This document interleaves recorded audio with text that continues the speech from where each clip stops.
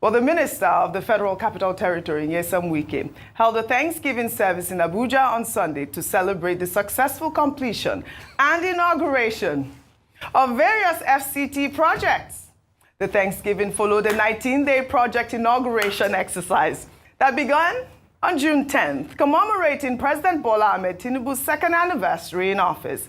Key projects inaugurated included the newly renovated Abuja International Conference Center, which was renamed after President Bola Ahmed Tinubu and cost 39 billion naira to renovate. The expenditure drew criticism, which Wike defended by stating that those criticizing the project do not have good taste, and that Nigeria, as the giant of Africa, must have world-class facilities. Wike revealed during the Thanksgiving service that the renovated center generated over 700 million naira in just 3 weeks, compared to the 50 million naira annual revenue it previously brought in. Wike also used the opportunity to criticize opposition figures, accusing them of being primarily interested in rescuing their stomachs rather than the welfare of Nigerians. He said Peter Obi can never be president again, and that his time has passed. Let's take a look. You have sympathy for somebody you don't know. I'll say it. And that's where he nearly made us to make a mistake. He said Peter Obi will be president. President where? Some of you don't know somebody just out of emotion. For 8 years, he was governor. He never conducted local government election. Never. That time Nigerians were not angry. Nigerians were happy that you refused to conduct local government election. 8 good years you were governor. That one was democracy. Now they will come out and begin to talk. Democracy is not working. But you worked under your own, staying alone. To be chairman of local government, to be governor, only one man. The time has passed. They won't have the opportunity again.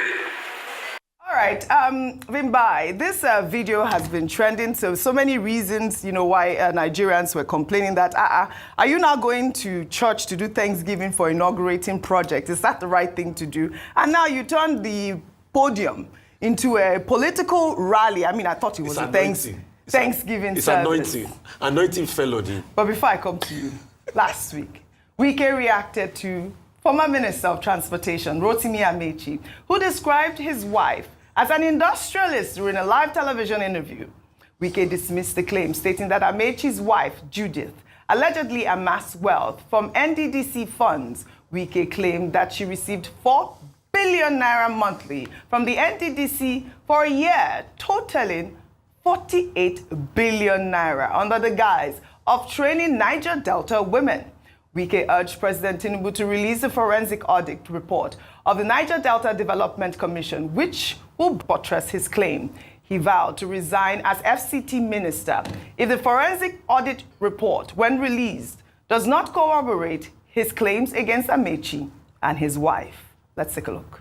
Amechi's wife company, every month 4 billion naira to train Niger Delta women for 1 year, 48 billion naira. And the forensic report audit is there. Who killed it was Malabi, the Attorney General then. The Attorney General then, one of the people we are talking about. You're privy to that document. Or is it a crime to get a contract from government? 4 billion naira a month to train Niger Delta women. 4 billion naira. The former Attorney General Malabi killed that document because to protect those who are concerned, let them read the document. If what I'm saying is not in the document, I will resign as the Minister of FCT. Okay.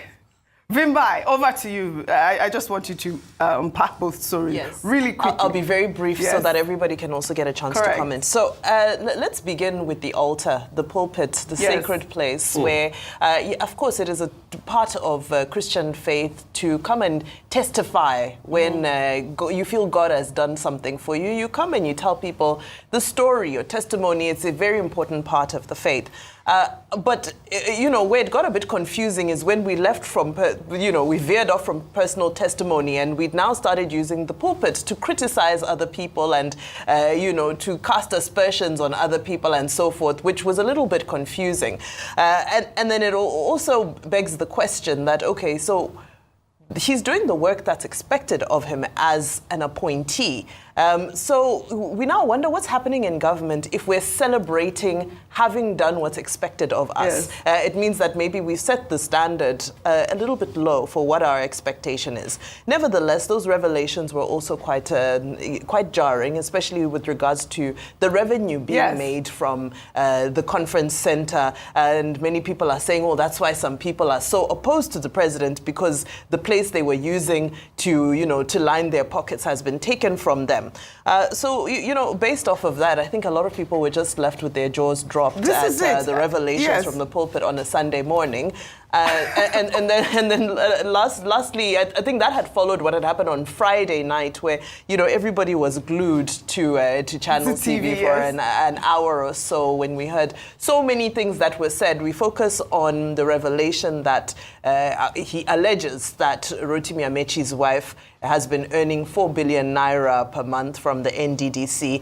And I just say, well, we know that NDDC is the off your mic. Yes, the NDDC is the origin of off your mic. Yes. So for me, I thought it was quite funny, because I said, this thing is going to catch, the stray bullet might catch a lot of people, because NDDC is housing a lot of people's personal projects, wives' projects, personal aspirations, and so forth. Yes. So I really do look forward to that forensic audit. It'll be very juicy, because it will indict a lot of people, and I hope it's done. Let the can open. Yes. We want to see it. Dr. Abati, 48 billion naira, there is God. That's why a lot of all this money we are sharing, if it is. First, let's deal with the idea of going to have a Thanksgiving service.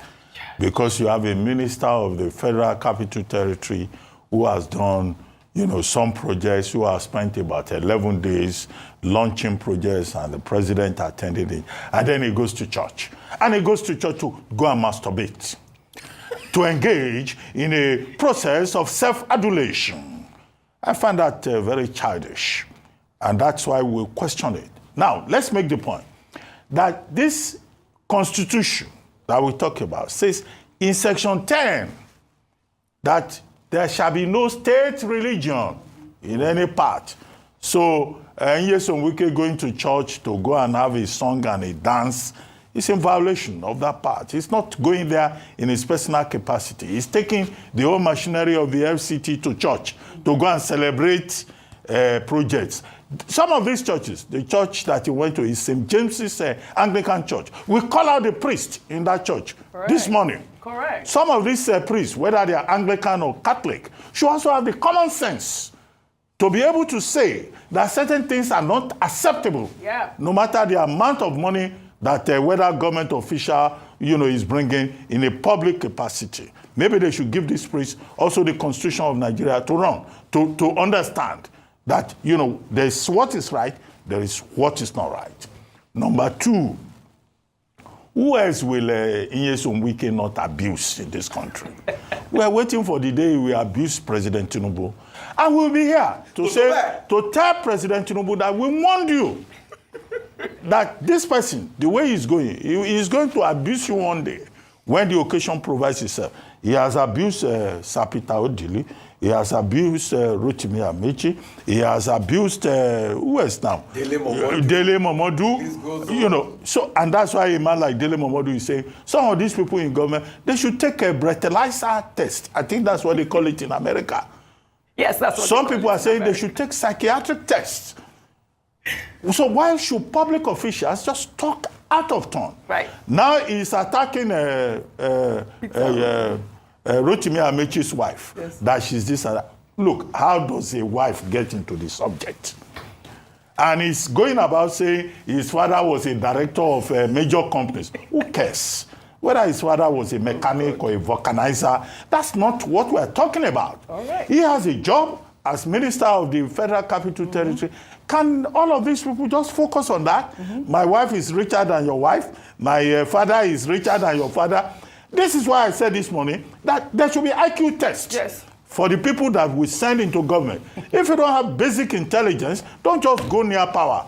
And don't disturb properly educated people with my wife is better than your wife, my father is better than your wife, I'm riding a Rolls Royce, I have money, I bought it with my money. Is that the kind of level of sophistication or intelligence or integrity that Nigerians should be confronted with? We have to say it. Yes.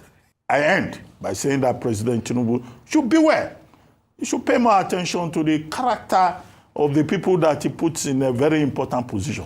I don't want to hear about your wife. I don't care. I don't care whether your wife is an industrialist or your wife is this and that. I don't want to know whether your father is a millionaire or a billionaire. All right. I want to assess you on the basis of the assignment that you have been given. Right. Can these people grow up? How can we put children in important positions? Dr. Abati on fire. Sorry, Rufai, go ahead. Quickly. Okay, I will not be quick. You have to be because we have other stories. Oh, yeah, quickly. Spend time here. Okay. Yes. Where should I start from first? The church. The church. Is it the desecration of the church? Yes. I'm not surprised. I'm not surprised that the church is now being desecrated. Fela sang one song. You can dance with me this morning. All right. Bishop na miliki, Pope na enjoyment, Imam na baladu. Bishop na miliki, Pope na enjoyment, Imam na baladu. Bishop, you enjoy. Rufy. Somebody say Parara. Rufai, go ahead. So Fela sung that song long ago. So I'm not surprised that the altar of God is being desecrated. I'm not surprised. I'm a man of faith. My faith is the cornerstone of my life. And when I see the altar of God being turned into a political rally ground, I know as a man of faith and the spirit that that's not the discernment of the kind of anointing I want. That's the political anointing that came on him while he was there on the pulpits. And it is sad, the aberration that is happening in our house of God. Secondly, Oji, the question asked is indicative of the state where Nigeria is today. 2 politicians were asked, how did you make your money?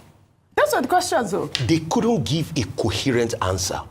They Wike said his couldn't father had plot a timeline. And then his Amechi said that. I mean, with that, a lot of people, I've been seeing a lot of messages about people that went to school with these people that have been debunking all the things they have said. Okay.